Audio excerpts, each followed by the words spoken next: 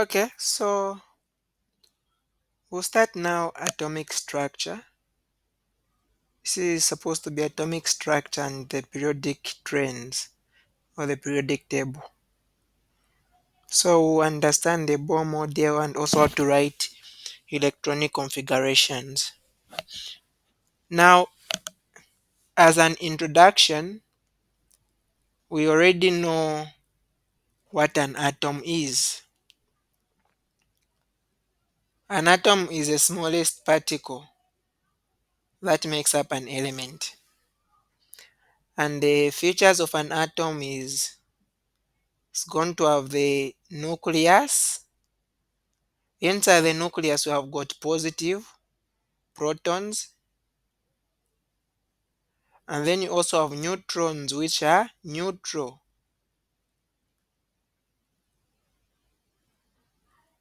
Surrounding the nucleus, we are going to have shells, and these shells are going to have electrons.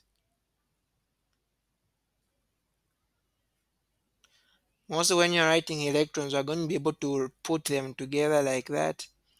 Since this is the first shell I'm showing, so it can only have two electrons.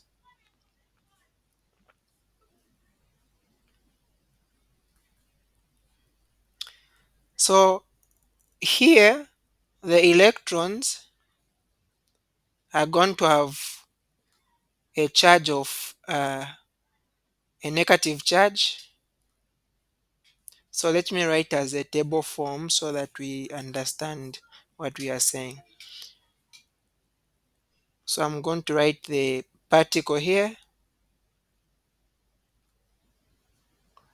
is charge, and then it's what we call its mass. We have got the electrons, the neutrons,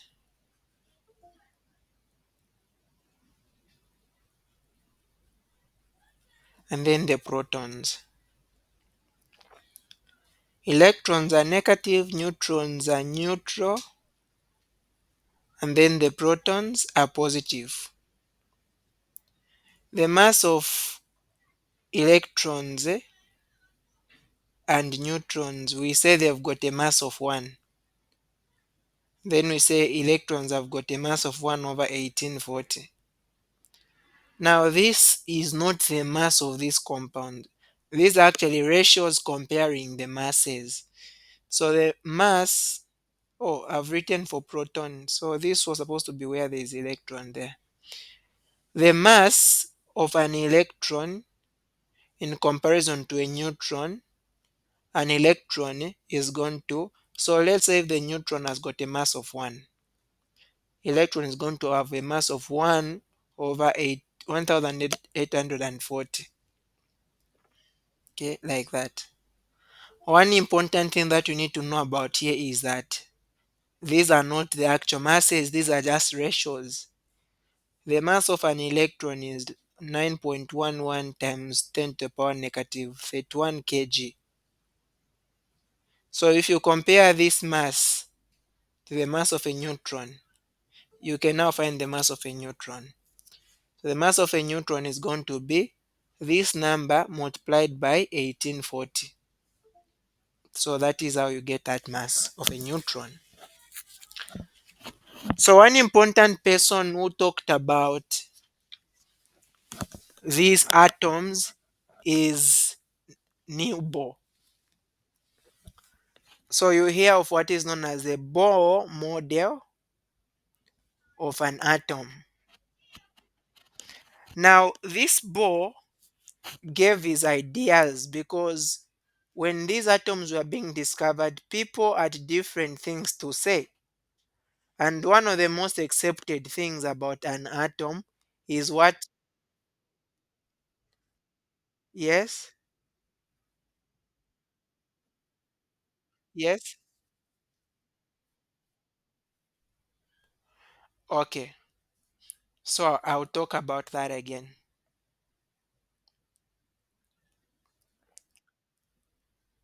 So as we are saying,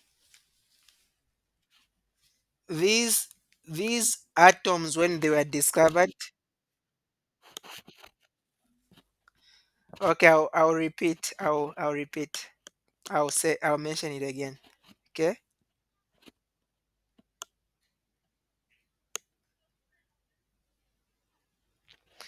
I'll mention it as we go on. So Bohr gave us his ideas of an atom, and those are known as the postulates of Bohr, or Bohr's postulates. What were his ideas about an atom? The first thing that Bohr told us is that electrons are going to move around the nucleus in circular orbits. Okay, electrons move around the nucleus in circular orbits.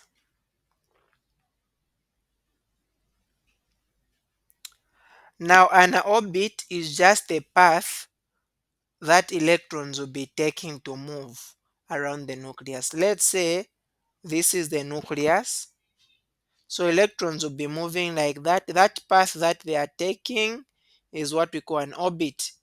And then other electrons will be moving in another orbit or in another path. Other electrons also will be moving in another path, just like that. So electrons move in circular orbits. Okay. And they move under the influence of Coulomb's attraction to the nucleus. So to finish this statement, electrons move around the nucleus in circular orbits under the influence of Coulomb's attraction to the nucleus. Now, if you are saying Coulomb's attraction to the nucleus, electrons, remember, are negatively charged. The nucleus has got protons, the nucleus is positive. So that attraction between the negative electrons and the positive protons in the nucleus is what will keep electrons moving in their orbits or in their path. Otherwise, they would lose their way, they start just going anywhere. So because of that attraction, that negative things have to positive things, that is why they can still move around, just like our planet Earth moves around the sun due to a gravitational pull. Okay. Another postulate which Bohr said was that the orbital, okay, another postulate is that the orbital angular momentum is going to be quantized.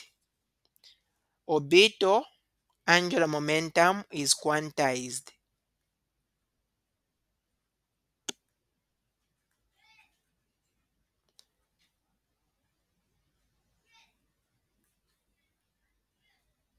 Now, what do we mean by this statement to say the orbital angular momentum is quantized?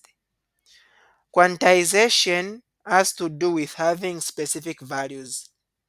Let's say, for example, when you are climbing stairs, if you step at this stair, the next you step on that one, the next you step on that one, the next you step on that one. You cannot step here. You cannot step here. That's the meaning of quantization. So we are saying orbital angular momentum. Momentum in physics, you are going to see that momentum is just mass times velocity.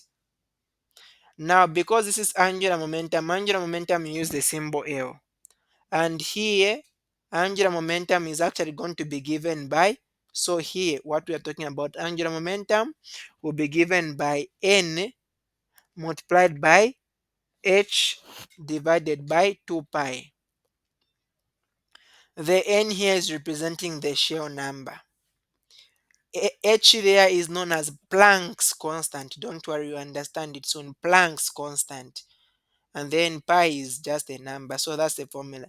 So if we say energy is quantized, meaning that everything that is in the first energy level will have the same momentum.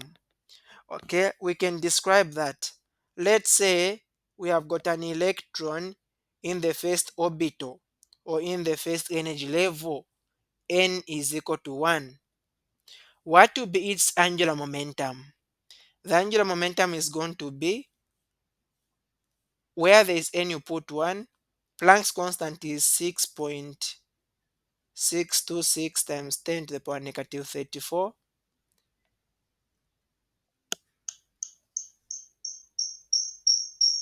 That will be divided by 2 times, we know pi is 22/7. So you punch this on the calculator, you find the answer. That will be the angular momentum. And this is going to be the same for all electrons which are in the first energy level. Immediately you move from the first energy level, go to the second energy level. The only thing that will change is where there is n. So where there is n now you put 2. So let's say the angular momentum in the first energy level, we find that it is, let's say, 4. And then we find the angular momentum in the second energy level to be 6. In the third energy level to be 8. You cannot have an electron which has got a momentum between 4 and 6. Let's say an electron that has got 5. No. That's the meaning of quantization. So look at this. You have got an incline and then you have got stairs. For an incline, you can step here, you can step here, you can step here, you can step here. There is no quantization. But for stairs, you can only step here and here and here. You can't step anywhere you want. That's the meaning of quantization. So you can't have any value that you want. There are specific values that you are going to have. Okay. So a concept of quantization is very important on this topic. So another postulate that Bohr gave was that electrons in stable orbits do not radiate. Electrons in stable orbits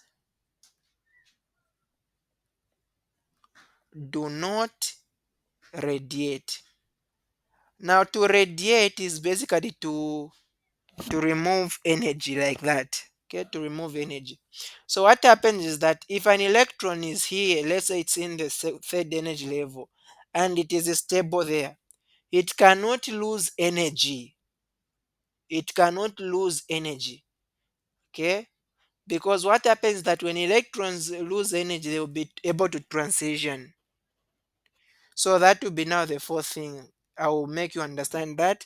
So the fourth postulate is that electrons can change orbits. Electrons can change orbits. And how can they do that? The first thing is, when they radiate, they are going to transition. Okay, when they radiate, remember we said radiate is to remove energy. When they radiate, they'll transition from a large orbital to a small orbital. Meaning if an electron was in the third energy level, it loses energy. It is going to drop and go into a lower energy level. Let's say if it was in n is equal to 3, it loses energy. It will go maybe to n is equal to 2 or n is equal to 1. Now, because electrons are quantized, if an electron loses energy, it can only go to n is equal to 2 or it can go down to n is equal to 1. It cannot lose energy and then go between n is equal to 3 and n is equal to 2. It can't. That is the meaning of quantization. Another thing is that electrons can absorb energy. When they absorb energy, they are going to move from a small energy level and then they are going to go to a large energy level. Let's say an electron which was in the first energy level gains energy. It will move all the way from here. It can either go to the second energy level or it can go to the third energy level. So these are what we call Bohr's postulates. These are the ideas which Bohr gave. But these postulates have got limitations. Okay? These ideas which she gave could only be used for simple atoms which have got only like one shell. So meaning they can only apply it to hydrogen and helium. They can't apply to more complex atoms like that. Okay, so these are some things that you want to understand as we are talking about this topic. Now let's understand it more. Let's say you have got this is your atom. It has got these shells. Okay, let's say this is the nucleus. This is the first energy level. N is equal to 1. This is the second energy level. N is equal to 2. How can you find the energy? You need to know that energy is quantized, meaning that electrons which are in the second energy level have got a specific energy. Electrons in the second energy level is specific energy, and just like that.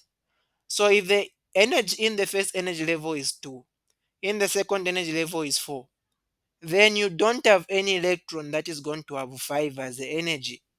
You can't have energy between energy levels. Okay, so when you want to find the energy of an electron in a shell or in a certain energy level,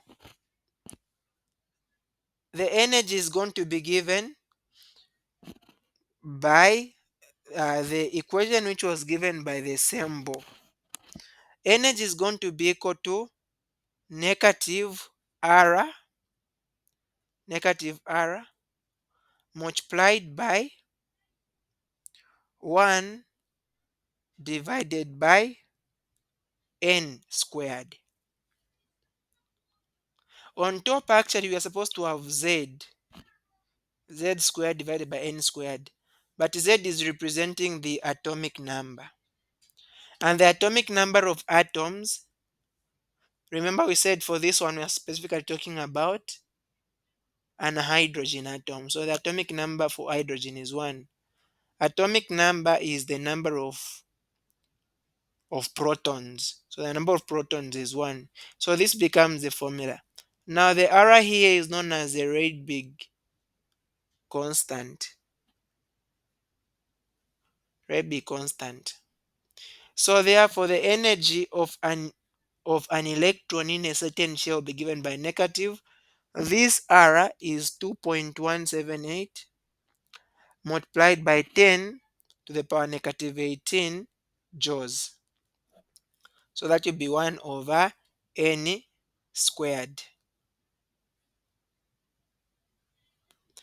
So if I'm talking about the first energy level, where there is n, I'm going to put 1. So the energy in the first energy level will actually be the same, negative 2.178 times 10 to the power negative 18. This is the smallest energy that an electron can have. And then the energy in the second energy level is going to be negative 2.178 times 10 to the power negative 18, 1 over, where there is n you put 2, that will be 2 squared. So you get this 2 squared, which will be a 4, and take into 2 negative 2.178. That will give you the energy in the second energy level. So the energy in any energy level is given by this equation. Negative R multiplied by 1 over the energy level squared. And the R is a Rydberg constant, which is negative 2.178 times 10 to the power negative 18 joules. So if an electron is transitioning between from one energy level to the next energy level, you can calculate the amount of energy that that electron can either gain or lose to move between energy levels. Because energy is quantized, it means that the only way an electron can transition between energy levels is when a specific energy is met. So as we have seen from this, the equation I've just written, let me use a simple value. Let's say the energy in the first energy level is 2 joules. N is equal to 1. And then the energy in the second energy level, let's say is 4 joules. Let's say the energy in the third energy level is 6 joules. When an atom, or I mean when the electron, you give it 4 joules of energy, that electron is going to move from this energy level to the second energy level, because that is where 4 joules of energy is. If you give it 6 joules of energy to move from, so if you give an electron that is in the first energy level, you give it 6 joules of energy to move direct and come to the third energy level. Now say the electron that is in the first energy level, you give it 5 joules. You give it 5 joules of energy. You can see 5 joules is not part of this. So what will happen is that that energy will simply hit that electron and pass. It will not make that electron to move from the first energy level, even if 5 joules of energy is beyond 4 joules. But because it is not part of any energy level, it will not make the electron to move. That is what we call energy is quantized. That is the quantization of energy.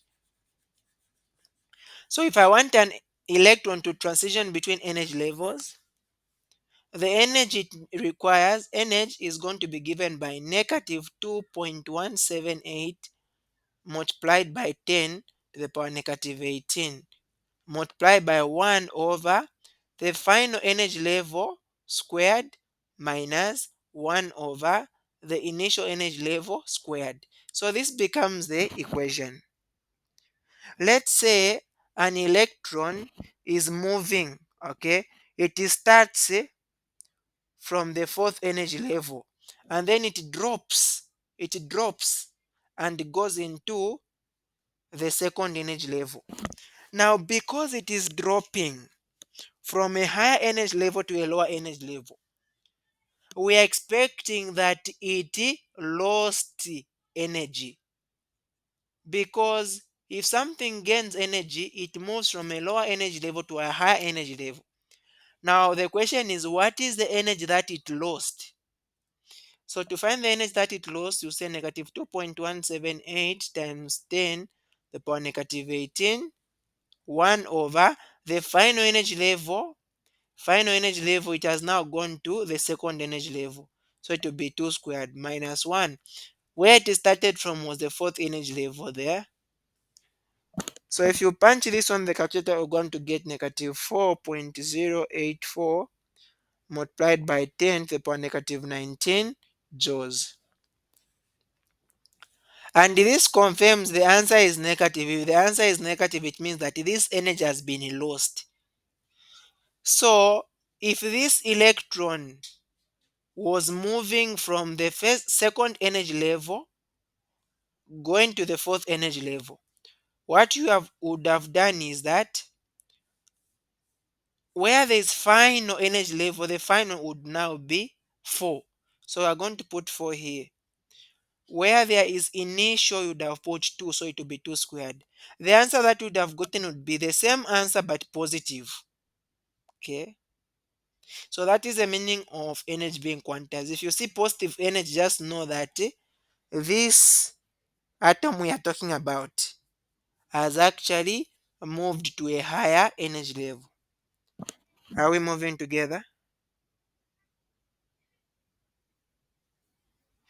Is this okay?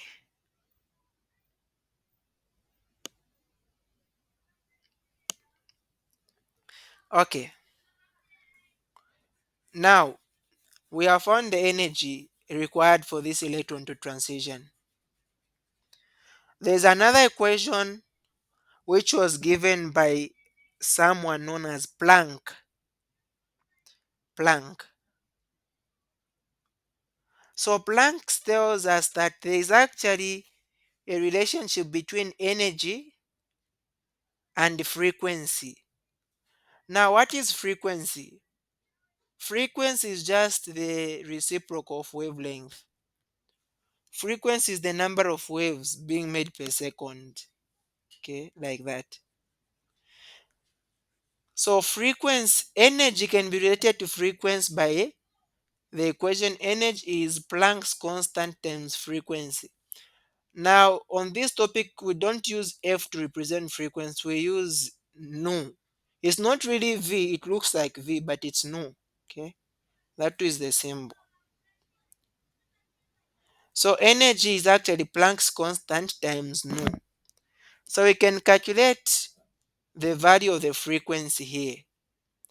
For this electron which has moved from the uh, second energy level to the fourth energy level, the energy we can see there is like 4.084 times 10 to the power negative 19 joules. So this is going to be equal to Planck's constant. This is a constant, it will always be given 6.626 times 10 to the power negative 34. This one is in joule second, that's the unit. And then you multiply by nu, which is the frequency. So for me to find the frequency, I'll divide both sides by 6.626 times 10 power negative 34. This is in joule second.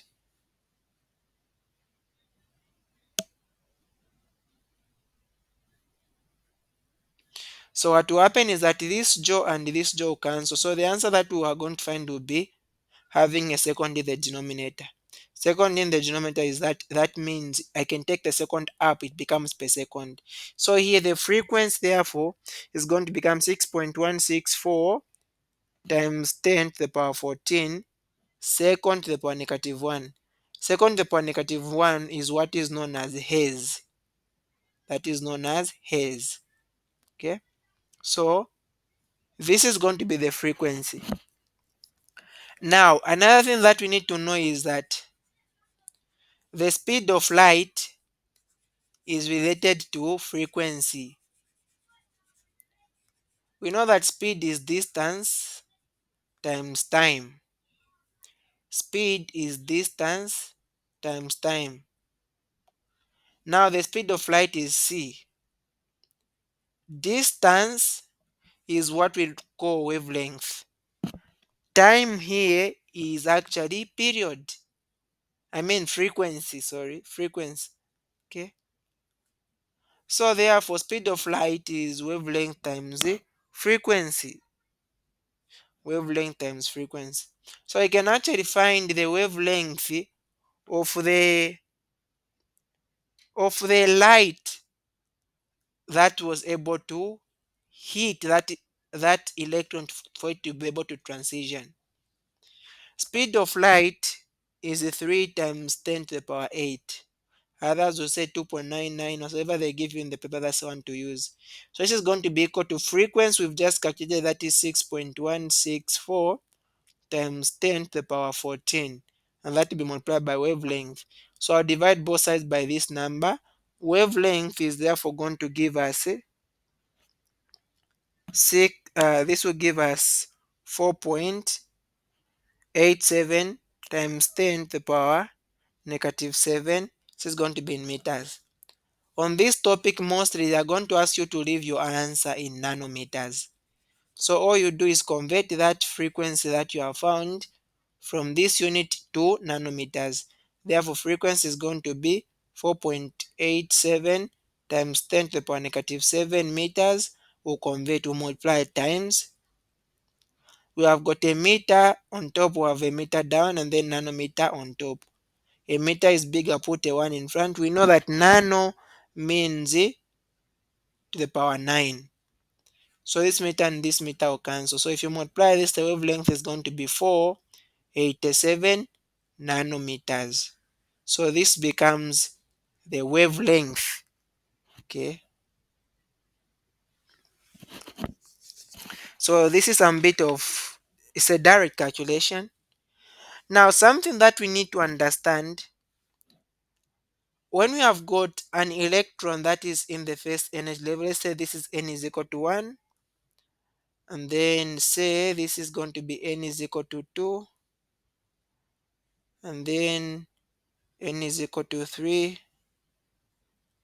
and then n is equal to 4, then n is equal to 5. So as you can see, The more you move away from the nucleus, the closer the shells become. Okay, the shells are becoming more closer to each other. When an electron moves from the second energy level to the first energy level, or it moves from the third energy level to the first energy level, it doesn't matter where it moves, as long as it is going to the first energy level. That is known as the Lyman series. When an electron transitions from any energy level to the second energy level, we don't care where it's coming from. That is known as the Bauma series. And then when an electron transitions from any energy level to the third energy level, that is known as the Pasan series.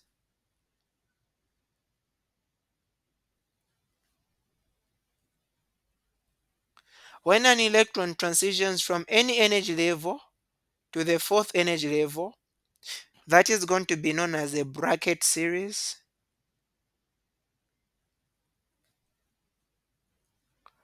And when an electron goes to the fifth energy level from any energy level, that is known as p-fund. So sometimes they'll just tell you an electron is in the fourth energy level. In the Balmer series, what is the energy of the electron? Immediately they mention Balmer series, it means that the electron's final destination is the second energy level. So meaning that the initial energy level is 4, final energy level is going to be 2. So should be able to do calculations there. Now when an electron goes to the fourth energy level, remember when you are dropping, you are actually losing heat, you are losing energy. So when an electron loses energy, that energy that will be lost will be part of the ultraviolet rays of the electromagnetic spectrum. When an electron loses that energy, it goes in the second energy level, it is going to release visible light. The energy that is going to release will be in terms of visible light. So we're going to be able to see the 7 colors of the rainbow, Roy GBIV. So depending with the specific color that you see, the color will also determine what wavelength that uh, that energy, that electron has actually lost. Okay, we understand that. And then when the electron goes to any one of these three energy levels here, the energy you see is the energy that is releasing is in terms of infrared radiations. Okay, so you need to be able to know this. So anytime you calculate a wavelength and that wavelength correspond to something that is in the second energy level, should be able to know that of the electromagnetic spectrum, that one is going to be part of the visible light. The question should be, how do you know which wavelength belongs to what? You are going to calculate using the formulas that we've already given. Wavelength, speed of light over frequency. You can calculate the wavelength. Okay. And you, meaning that you should be able to know already, even if I calculate the wavelength using this equation, how do I know that the second energy level has got this wavelength, the third energy level has got this wavelength, and such things? So that is where another equation comes in to be able to calculate the wavelength. Okay, to be able to calculate the wavelength in which an electron is. So let's say an electron is in the first energy level, it transitions to another energy level. Let's say it goes to, what energy level can I give? Okay, let me first show just an atom so that you understand how you'll be able to use this one, because this one might be a bit special on the sign. Okay, here is our compound there, our atom. Let's say Cn is equal to 1, Cn is equal to 2. Every time something is transition, it's moving from up to down. It's moving from up to down. The formula that you always use in calculation when you're talking about energy, remember, for energy is going to be negative R, and then in the brackets are going to have 1 over final energy level squared minus 1 over initial energy level also squared, like that. Now something that you should take note on here, when you are finding the wavelength, you actually going to use 1 divided by wavelength being equal to RH multiplied by just this term. So the only thing that has changed here, you have put RH instead of negative R. This RH is still the Rydberg constant, but it is a different value. This Rydberg constant is 1.09 times 10 to the power 7. It is in meters to the power negative 1. So let's say an atom had to move from the third energy level to the second energy level, meaning this will become 1 over the final energy level is 2, so that will be 2 squared, minus 1 over the initial energy level was 3, so that will be 3 squared. So this will be 1 over wavelength. Something you need to understand here is that sometimes you find a negative answer. Imagine if it was coming from the second energy level to the third energy level. If you subtract here, you find the negative answer. You neglect the negative sign for here because wavelength can be negative. So if you simplify this part, punching on the calculator, you are going to find that 1 over wavelength is going to give you 1523611.11. Remember, this is meter to the power negative 1. This is actually over 1, even if you don't know, but we know that any number is over 1. What I want is the wavelength to be on top. So I'll take the wavelength on top, the 1 comes down. So it will be wavelength over 1. Meaning that also these two terms, I'll swap them. So it becomes 1 over 1523611.11 meter to the power negative 1. Now, if meter to the power negative 1 is in the denominator, I can take it on top. If I take it on top, it will become actually a meter. So therefore, the wavelength here is going to be 6.56 times 10 to the power negative 7. Okay, and that will be in meters. Mostly you want to leave these answers in nanometers, so I'll multiply by a meter down, a nanometer on top. In 1 meter, we have got 10 to the power 9 nanometers. So the wavelength is going to be 656 nanometers. Okay, so you see, when you see wavelength of this range somewhere 600, 600 there, should know that something is in the second energy level. Okay, like that. Okay, basically this is it. This is how we are able to calculate the wavelength of an electron that has transitioned from one region to another. So only the other calculations and really to know the specific wavelength of each shell, we are going to talk about those in the next discussion.